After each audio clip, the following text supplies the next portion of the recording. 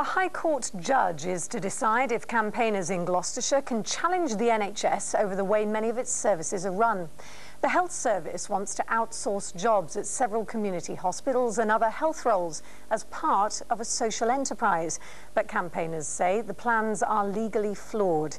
Our Gloucestershire reporter Steve Nibbs has the story.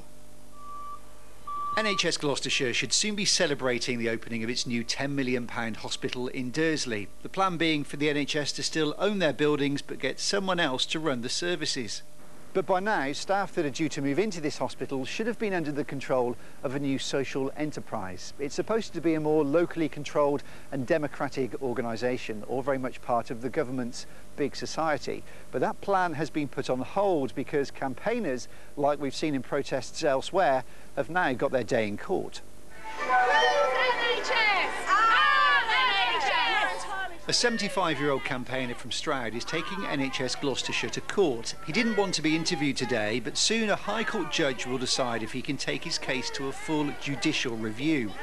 The pensioner believes the NHS broke the law in the way it planned to outsource its services, and supporters say it's a process that needs more scrutiny.